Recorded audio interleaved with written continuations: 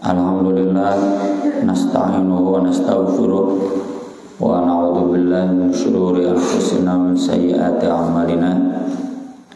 Asyhadu an la ilaha illallah wa asyhadu anna Muhammadar Rasulullah sallallahu wasallam alaihi wa ala alihi wa sahbihi wa man tabi'ahum bi ihsan, amma ba'd.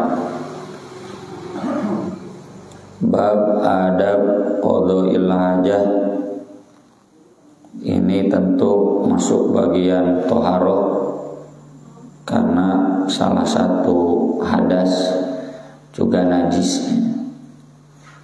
Hadis yang pertama dari Anas bin Malik radhiyallahu anhu qala kana Rasulullah sallallahu alaihi wasallam idza dakhala al-khala wa du'a khatamahu. Rasulullah sallallahu alaihi wasallam apabila masuk toilet, beliau melepas cincinnya, karena cincinnya ada ukiran Muhammad Rasulullah. Ini hadis memang ada catatan kelemahannya, dhaif, karena yang benarnya Nabi SAW pernah punya cincin, lalu beliau tidak memakainya lagi.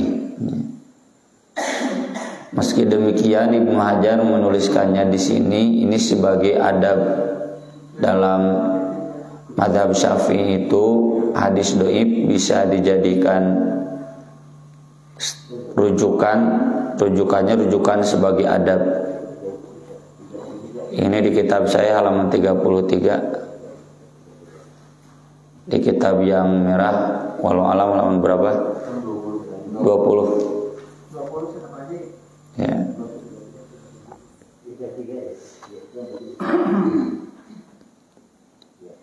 Adabnya itu sesuai dengan dalil yang umum, tidak berzikir kepada Allah di waktu tidak suci, ya, termasuk tidak membawa semua lafaz-lafaz zikir ke area-area yang tidak suci, ya. Haram tidak, cuma ini bagian dari adab. Adab itu sunat, ya. Kalau diamalkan berarti makruh, ya. Kemudian wa anhu radhiyallahu an, masih dari Anas radhiyallahu an qala kana Rasulullah sallallahu alaihi wasallam idza dakhala al-khala. Rasulullah sallallahu alaihi wasallam apabila masuk ke toilet, qala, berdoa, Allahumma inni a'udzubika minal khubuth wal khaba'ith. Ya Allah, aku berlindung kepadamu dari yang kotor dan yang kotor-kotor. Ada juga yang menerjemahkan sesuai penjelasan para ulama dari setan laki-laki dan setan perempuan, karena memang toilet itu tempat setan, ya, yang kotor-kotor itu tempat setan. Itu adab masuk, tidak perlu ada pertanyaan ini dibacanya di luar atau di dalam toilet, pokoknya ketika masuk. Karena kalau dipahami nggak boleh ada bacaan di toilet, nanti ketika keluarnya gimana? Ya, ketika keluar juga ada kan gufronaka. Intinya bahwa kemakruhan itu dikecualikan di wilayah-wilayah yang Nabi SAW mencontohkan, ya. Karena Rasul mencontohkan meski masuk toilet ya ada zikirnya. Tapi kalau sengaja zikir di toilet ya nggak boleh, ya. Kemudian hadis Anas bin Malik juga, karena Rasulullah sallallahu alaihi wasallam yadkhulul khala. Rasulullah sallallahu alaihi wasallam masuk toilet. Fahmilu ana wa ghulamun nahwi idawatan min ma. Lalu aku dan anak yang sebaya denganku mengambilkan satu ember air, wa anazatan, dan juga tongkat, ya. Anazah teh bayonet, tongkat yang ujungnya ada besi, ya, bayonet, tombak bambu runcing ada teh besian, yang ujungnya ada pisaunya. Fayastanji bil ma, lalu beliau beristinja, membersihkan kotoran dengan air. Di mazhab Maliki itu ada keterangan bahwa membersihkan dengan air itu makruh. Kenapa? Karena berarti tangan bersentuhan dengan kotoran, nggak boleh katanya. Maka dari itu bersuci itu dengan batu, ya, atau apapun yang tangan tidak menyentuh kotoran langsung. Maka hadis ini justru meluruskannya. Nabi jelas bersuci dengan air. Yang jelas asal dibersihkan dewe sesudahnya.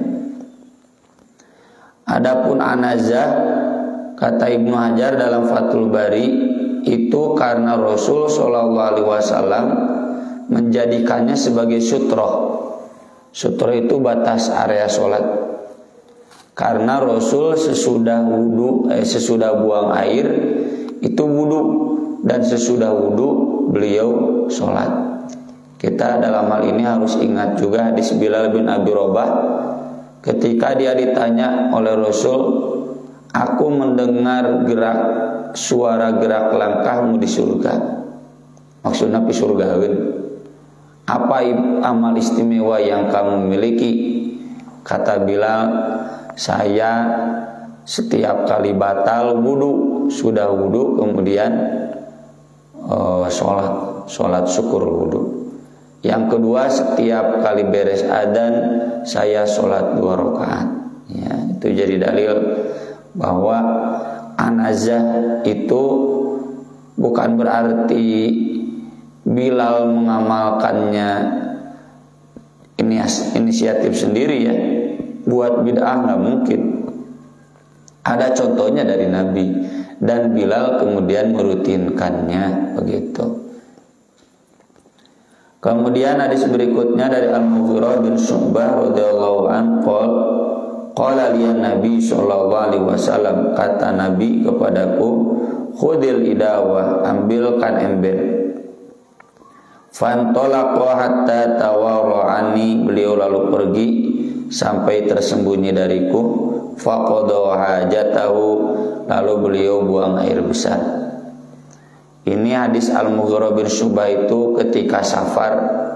Meskipun ketika safar tidak ada toilet, tetap harus bersembunyi dari orang lain.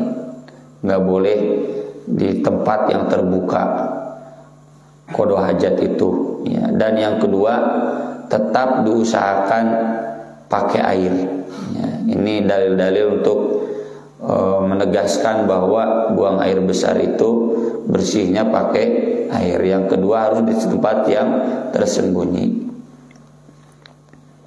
Kemudian hadis berikutnya dari Abu Hurairah radhiyallahu anhu, qala Rasulullah sallallahu alaihi wasallam, ittaqul la'inaini. Ini bukan la'inin, la'inaini. Takutlah kalian oleh 2 yang mendatangkan laknat. Alladzi yatakhalla fi tariqin nas, yang buang air besar di jalan umum, di jalanan umum, au fi dhillihim, atau di tempat berteduh mereka, tempat ngariung, tempat nongkrong, tempat ngawangkong, nggak boleh, ya. Itu tentu mendatangkan laknat, ya. Siapa yang tidak melaknat pasti keluar kata-kata kasar, dan itu ditujukan kepada orang yang buang air besarnya. Kenapa ada hadis seperti ini? Ya, kita tahulah zaman Nabi, sebelum Nabi zaman jahiliyah, atau jangan zaman jahiliyah lah, punten, katanya sampai tahun 70-an di Cikapunung masih kena air nararago. Walau alam, ku abdi mah teu kaalaman, ku bapak-bapak mah kaalaman. Di Lemurus biasa gitu nya, nararago. Dan itu jelas kan di tempat umum tuh, sungai itu di tempat umum. Kemudian dalam riwayat Abu Dawud, hadisnya dari Mu'adz radhiyallahu an, wal mawarid, ada tambahan tempat air, mata air. Redaksinya ittaqul mala'inats tsalatsa. Takutilah oleh kalian yang mendatangkan laknat, 3 yang mendatangkan laknat. Al-baraz fil mawarid, buang air besar di tempat-tempat air. Tempat air itu air minum ya, air buat mandi. Wa qari'atit thariq, tengah jalan, wadil, dan tempat berteduh. Sungai itu kan tempat air ya, itu nggak boleh. Makanya sejak zaman Rasul ada sanitasinya khusus, jangan pakai sungai tempat air, dan itu belum berhasil diamalkan oleh Indonesia ya, baru berhasil diamalkan oleh negara-negara barat. Jadi di Indonesia mah justru walungan teh pamiceunan, dan ini kita harus merujuk pada hadis ini ya. Kalaupun belum ya, ini pikiran ya, berarti la yukallifullahu nafsan illa wus'aha, tapi itu tidak berlaku selamanya. Ini pikiranan Bapak Wali Kota ya dan stakeholdernya. Kemudian yang berikutnya di riwayat Ahmad an Ibnu Abbas, au naqima, atau tempat berkumpulnya air. Naqima itu tempat penampungan ya, kayak kolam, balong ya, danau, itu nggak boleh. Kemudian di dalam riwayat Tabrani, an-nahyu an qadail hajah tahtal asjaril muthmirah, di bawah pohon yang berbuah, karena pasti pohon yang berbuah itu diakses oleh orang lain. Wa dafatin naril jari, dan di pinggir sungai yang mengalir ya. Nah ini dalil-dalil. Ini yang terakhir memang banyak dhaifnya, tapi kan fikihnya sama dengan yang tadi riwayat Muslim. Tidak boleh mendatangkan laknat. Buang air besar di tempat-tempat umum yang diakses oleh orang lain, tentu itu mendatangkan laknat. Pemboro tai jelema banyak, tai ucing wae oge ya, urang ngadat, apalagi kotoran orang ya. Kemudian hadis berikutnya dari Jabir radhiyallahu anhu, qala Rasulullah sallallahu alaihi wasallam, idza taghawwatur rajulan, apabila ada 2 orang yang buang air besar, falyatawara kullu wahidin minhum an shaybi, masing-masing harus tersembunyi dari temannya. Wala yatahaddatsa, jangan ngobrol. Fa innallaha yamqutu ala dzalik, karena Allah murka atas hal itu ya. Jadi yang pertama harus tersembunyi, termasuk buang air kecil ya. Saya pernah sering ya, bukan pernah sering, koreksi ke DKM yang menyediakan tempat urinir yang tidak tertutup, kayak di mall-mall itu harus tertutup, pakai piding jadi gitu. Maka di satu masjid di Kopo, saya sekarang sudah pakai. Bagaimana ya? Kalau bisa dengan belakangnya ditutup. Di masjid saya dulu di masjid pesantren itu begitu. Di tempat kencing berdiri itu pakai penghalang pinggir dan belakang. Ya. Apalagi toilet tempat buang air besar. Yang kedua, kalaupun tahu di sebelahnya ada temannya, jangan ngobrol. Ya haram tuh. Ini meski hadisnya ada cacat, tapi cacatnya tidak mencederakan hadis ini. Ya, tidak parah. Bukan illah qadihah. Ya. Kemudian hadis berikutnya dari Abu Qatadah radhiyallahu anhu, qala Rasulullah sallallahu alaihi wasallam, la yumsikanna ahadukum dzakaru bi yamini wa huwa yabul. Jangan menyentuh zakar dengan tangan kanan ketika kencing ya. Jadi kalau mau disentuh dengan tangan kiri. Wala yatamassah minal khala bi yamini, jangan membersihkan kotoran sesudah buang air dari toilet, baik itu buang air besar atau kecil, bi yamini, dengan tangan kanan, enggak boleh, harus dengan tangan kiri. wala yatanafas fil ina, dan jangan bernapas di dalam wadah air yang kita minum, ya, nggak boleh ngarenghap ketika minum, ngarenghap di gelasna singkirkan dulu.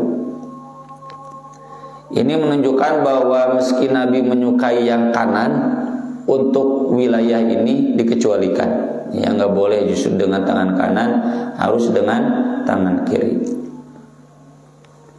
Wa an Salman radhiyallahu anhu qala laqad nahana Rasulullah sallallahu alaihi wasallam an nastaqbilal qiblata bi ghaitin aw baulin. Rasulullah sallallahu alaihi wasallam melarang kami menghadap kiblat ketika buang air besar atau kencing, au an nastanjiya bil yamin, atau bersuci bebersih, ya, dari kotoran dengan tangan kanan, au an nastanjiya, atau bersih-bersih dengan air, nastanjiya itu bi aqalla min thalathati ahjar, kurang dari 3 batu. Maksudnya kalau tidak ada air berarti dengan 3 batu. Au an nastanjiya bi raji' au azmin, atau bersih-bersih dengan kotoran unta atau tulang, ya, nggak boleh. Karena kotoran unta di Arab garingnya siga batu, ya, nggak boleh. Au azmin, atau tulang. Nanti dalam riwayat lain disebutkan karena pada keduanya itu ada makanan buat jin. Ada makanan, bukan itu dimakan, ya, ada makanan di sana. Makanannya makanan gaib, ya. Jadi bukan berarti tulang simpen kita di luar di CCTV ketika menghilang, nah berarti itu jin sudah makan. Enggak juga, ya. Maksudnya ada makanan di tulang itu, di kotoran itu untuk bangsa jin. Ini dalil-dalil yang jelas, ya, bahwa tidak boleh dengan tangan kanan, harus dengan tangan kiri. Dan kalau pakai batu tidak boleh kurang dari 3 batu. Kalau lebih tentu boleh. Dalam riwayat 7 imam dari hadis Abu Ayyub Al-Ansari radhiyallahu anhu, la tastaqbilul qiblah, jangan menghadap kiblat, wala tastadbiruha, juga tidak boleh membelakanginya. Bi baulin au ghaid, baik itu ketika kencing atau buang air besar, walakin syarriqu au gharibu, akan tetapi hadapkanlah ke timur atau hadapkanlah ke barat, karena kiblat di Madinah itu ke selatan. Jadi toilet itu, atau bukan toilet, kita yang buang air nggak boleh menghadap atau membelakangi. Kalau dalam konteks Madinah nggak boleh ke selatan, nggak boleh ke utara, berarti ke timur atau ke barat. Kalau kita sebaliknya, nggak boleh menghadap barat, nggak boleh menghadap timur, membelakangi barat, karena kiblatnya ada di barat, tapi ke utara atau ke selatan. Kemudian hadis berikutnya dari Aisyah, anna Nabi sallallahu alaihi wasallam maqal man atal ghaita falyastatir, siapa yang masuk toilet hendaklah dia bersembunyi dari pandangan orang lain, ya, nggak boleh di tempat terbuka. Ini menguatkan yang tadi. Kemudian masih dari Aisyah, Nabi sallallahu alaihi wasallam kana idza kharaja minal ghaid qala ghufranaka, ya Allah aku mohon ampunanmu. Apa kaitannya ampunanmu? Ya, kan kita membersihkan diri, membersihkan najis, hadas, juga berharap sekalian membersihkan batin kita. Atau yang kedua, seandainya masih ada yang kurang bersih dan di luar pengawasan kita, pengetahuan kita, mohon ampunanmu. Kurang lebih begitu maknanya. Ada banyak hadis tentang keluar dan masuk toilet, dikirnya, tapi semuanya doi kecuali yang ini, ya. Jadi masuk Allahumma inni a'udzubika minal khubuts wal khaba'its, keluar ghufranaka. Kemudian hadis berikutnya dari Ibnu Mas'ud radhiyallahu anhu qol atan Nabi sallallahu alaihi wasallam al-ghaid, Nabi sallallahu alaihi wasallam masuk toilet, fa amarani an atiyahu bi thalathati ahjar. Lalu beliau menyuruhku mencari 3 batu. Fa wajadtu hajarain, saya cuma menemukan 2 batu. Walam ajid tsalitsan, saya tidak menemukan yang ketiganya. Fa ataitu bi rawthah, aku bawa rawthah, kotoran unta yang sudah kering. Fa akhadahuma, Nabi mengambil yang 2 batu, wa al-qarrawthah, dan kemudian membuang yang rawthah itu. Wa qala inna riksun, itu kotor, ya, tidak bisa membersihkan karena itu kotor, najis.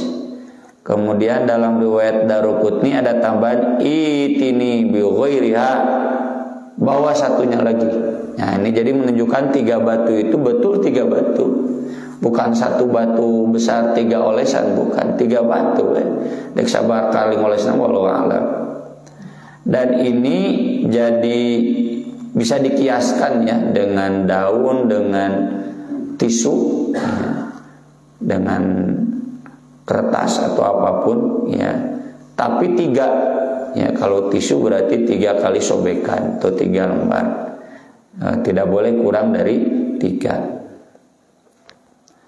Selanjutnya dari hadis Abu Hurairah radhiyallahu anna Rasulullah sallallahu alaihi wasallam naha an yustanja bi azmin aw rawthin. Nabi sallallahu alaihi wasallam melarang bersuci dengan tulang atau kotoran unta. Wa qala innahuma la yutahhiran. Kata beliau, keduanya tidak menyucikan. Jadi harus dengan sesuatu yang membersihkan. Ilat ini yang tadi membuat kita berkesimpulan boleh juga dengan tisu, karena tisu juga membersihkan. Selanjutnya dari Abu Hurairah radhiyallahu anhu qala Rasulullah sallallahu alaihi wasallam istanzihu minal baul, bersih-bersihlah dari kencing, fa inna ammata adzabil qabri minhu, karena keumuman siksa kubur itu dari akibat air kencing. Dalam riwayat Al-Hakim, aktsaru adzabil qabri minal baul, kebanyakan siksa kubur itu diakibatkan kencing ya. Kencing yang tidak bersih ya, kencing yang tidak bersih ya, tidak bersih-bersih, baik itu fisiknya, badannya, ataupun bekasnya ya, karena itu mendatangkan laknat. Apalagi yang fisiknya, badan kita tidak bersih dari kencing. Ini menunjukkan bahwa ada ya orang-orang jahiliyah pada waktu itu udah kencing, udah perasaan tidak kotor teh. Kalau zaman saya kecil, saya sering temukan di orang-orang umum yang menkerulin di lapang, di sawah gitu. Kampangan guys, jadi saya blok tuh bebersih ini deh gitu. Nah itu yang begitu orang-orang jahiliyah, dan itu yang akan menyebabkan siksa kubur. Sebagaimana juga ada dalam hadis ketika Nabi lewat itu ya, ada 2 kuburan yang sedang disiksa. Satu karena senang mengadu domba, yang satu karena tidak bersih dari berwudu, tidak bersih dari buang air kecil. Jadi meskipun kecil ya buang airnya tetap harus bersuci. Selanjutnya dari Suraqah bin Malik radhiyallahu anhu qala allamana Rasulullah sallallahu alaihi wasallam fil khala. Rasulullah sallallahu alaihi wasallam mengajarkan kami kalau masuk toilet, anak muda alal usra, duduk menekan ke kaki kiri, wanan sibal yumna, dan kaki kanan jadi tahanan. Walau alam ya kuma prakteknanya merenci ngogo, tapi beratnya ke kaki kiri. Dijelaskan oleh para ulama mazhab Syafi'i dalam kitab syarahnya, karena ini memperlancar BAB ya, terutama bagi yang sembelit. Walau alam ya. Yang selanjutnya dari Isa bin Yazdad dari ayahnya, qala Rasulullah sallallahu alaihi wasallam, idza bala ahadukum falyantur dzakarahu thalatha marat. Apabila salah seorang di antara kalian selesai buang air kecil, maka hendaklah dia mengurut zakarnya 3 kali. Ini hadisnya doif, tapi oleh Imam Asy-Syafi'i dipakai. Kenapa? Kaitannya dengan yang tadi, kebanyakan siksa kubur itu karena tidak bersih dari buang air kecil. Jadi masih ada air kencing yang tersisa. Agar tidak tersisa, kata Imam Syafi'i, hadis doif ini boleh dipakai, ya. Atau yang kedua, kata Imam Syafi'i berdehem, sok kira bapak batuk dehem, beres kencing dah ngecelak deui, ya. Jadi intinya harus betul-betul bersih. Kalau kemudian udah begitu lalu betul keluar, terasa keluar, ya itu berarti yang disebut wadi, air kencing tersisa, harus dibersihkan. Kecuali merasaan, kalau rarasaan mah lewat saja, abaikan saja, karena itu meragukan. Yang meragukan itu tidak perlu mengalahkan yang yakin, ya. Kemudian berikutnya dari Ibnu Abbas radhiyallahu anhuma anna Nabiya sallallahu alaihi wasallam sa'ala ahla Quba. Nabi sallallahu alaihi wasallam pernah bertanya kepada penduduk Quba. Faqala innallaha yuthni alaikum. Allah memuji kalian. Kenapa Allah memuji kalian? Qalu inna nutbi'ul hijaratal ma. Kami bersuci dengan batu lalu dengan air. Jeung batu ongkoh jeung air ongkoh. Tapi yang ini doif.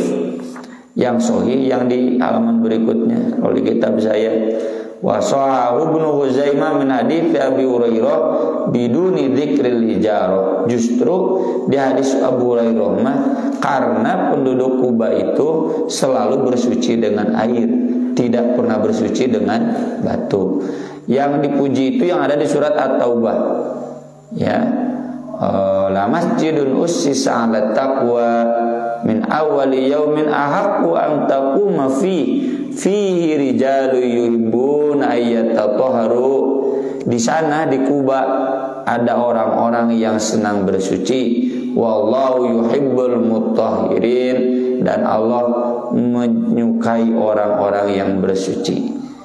Nah, Nabi tanya, apa keistimewaan kamu sampai dipuji oleh Allah? Kata orang-orang Kuba, Kubanya bukan Kuba Fidel Castro, ya. Kubanya Kuba dekat Madinah, ya. Kata mereka, karena kami selalu bersuci dengan air, tidak pernah dengan batu. Ini jadi dalil bahwa pendapat dari Imam Malik yang mengatakan lebih baik dengan batu, jangan dengan air, justru terbalik. Yang terbaik itu dengan air, bukan dengan tisu, ya. Ini kalau ada masjid menyediakan tisu tapi tidak menyediakan air buat bebersihnya, itu menunjukkan berarti masjid itu henteu syar'i. Seperti pernah saya alami di toilet di Bandara Changi, ya, Singapura, nya kaharteu ada orang kafir nggak ada air, ya. Jadi cuma hanya ada tisu, ya, nggak ada air. Semprotan begini juga nggak ada, ya. Tuh karena ya bandaranya bandara kafir, ya, meskipun tuh bandara terbaik sedunia, pernah saya tahu, ya, karena ditempel di sana penghargaannya, bandara airport terbaik sedunia. Baik, sekian yang bisa saya sampaikan, ya, kajian kita tentang adab qada hajat. Mudah-mudahan bermanfaat. Nanti bulan yang akan datang kita bahas tentang mandi junub. Barangkali ada yang mau ditanyakan oleh bapak-bapak, ibu-ibu, saya persilahkan. Mangga Pak Haji. Tanya, kalau pada saat kencing sebaiknya berdiri atau lebih baik berdiri atau jongkok? Tidak ada keterangan lebih baik berdiri atau jongkok. Hadis yang melarang berdiri doif hadisnya. Nabi sendiri pernah berdiri, ya. Jongkok justru saya nggak tahu Nabi pernah jongkok atau tidak. Karena saya pribadi tidak menganjurkan kalau bagi laki-laki, ya, muncrat, ya. Jadi lebih baik berdiri di urinoir itu, ya. Itu nggak ada dalil yang melarang. yang memerintah nggak ada. Justru di hadis-hadis yang kita tahu ya, contoh Nabi pernah kencing di tempat pembuangan sampah di pinggir rumah seorang sahabat, tapi di tempat yang tersembunyi, dan beliau sambil berdiri. Ya, ada di Sahih Bukhari. Jadi menunjukkan boleh kencing sambil berdiri. Ada kan di peribahasanya ya, guru kencing berdiri, murid kencing berlari. Tapi bukan dalil itu.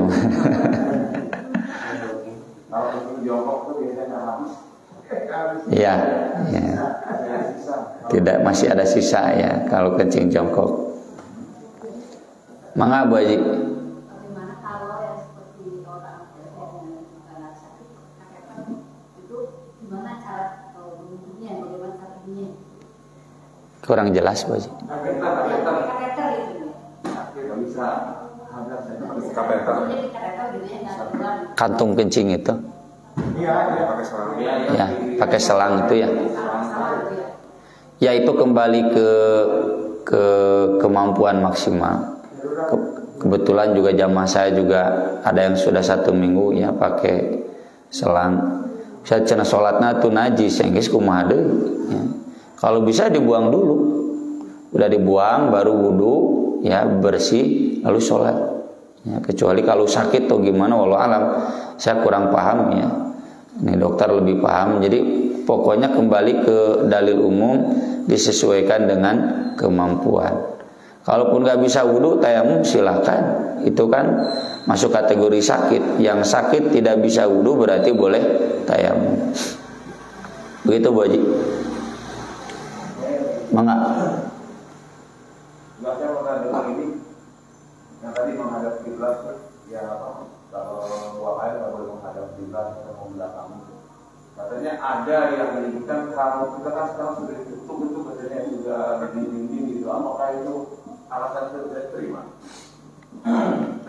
Iya, memang ada hadisnya. Anas bin Malik pernah naik ke loteng, lalu Rasul terlihat sedang buang air di labina. Labina itu toilet yang tertutup, siga di lembur, air luhurna teu ditutupan. Ya. Dulu toilet di rumah saya juga begitu. Jadi di piding ngan luhurna nggak pakai atap. Nah, ketika rumahnya sudah lantai 2, ya, dan lantai 2 nya ditutup ayeuna. Dulu mah belum zaman lantai 2. Jadi toilet labina itu toilet yang pakai dinding tapi atapnya tidak ada, sehingga terlihat oleh Anas bin Malik dari atas bahwa ternyata Nabi itu menghadap kiblat. Nah, ada fikih dari para ulama hadis bahwa itu berarti kalau di tempat tertutup boleh menghadap kiblat. Cuma itu kurang sharih ya. Yang sharih itu yang ini, yang langsung sabda Nabi, nggak boleh. Kalaupun Nabi pernah mengamalkannya itu tidak sharih. Apakah ada alasan lain? Nabi tidak menjelaskan. Anas juga tidak mengkonfirmasi kenapa begitu. Seandainya benar, bisa jadi itu khusus untuk Nabi, atau bisa jadi itu memang pengecualian kalau di tempat tertutup. Hanya tadi kurang sharih. Maka dari itu semaksimal mungkin tetap saja ya, di toilet yang tertutup pun kita ikuti perintah dan larangan Nabi yang ada seputar kiblat ini gitu. Itu yang lebih baik. Sorry itu jelas, tegas. Kalau yang tadi dalil dari Anas bin Malik kurang tegas. Anas tidak mengkonfirmasi ya. Yang lain mangga silakan. Mangga. Kalau pakai batu kan tadi ada minimalnya 3. Kalau kain itu ada minimal? Tidak saya temukan yang minimal. Apakah 3 kali atau 2 kali, pokoknya sebersihnya saja. Jangan berlebihan juga, buang ya. Yang lain silakan. Cukup jelas ya. Kalau cukup jelas, saya mau sambung. Ini panjang pembahasannya, takut beralih konteksnya. dicukupkan dulu sekian. Ini seputar qada hajat. Insyaallah nanti kita sambung dengan mandi junub, lalu dengan tayamum dan pembahasan-pembahasan lainnya. Aku qouli hadza wa astaghfirullah li wa lakum. Subhanakallahumma bihamdik asyhadu an la ilaha illa anta astaghfiruka wa atubu ilaik. Wassalatu wassalamu ala Rasulillah.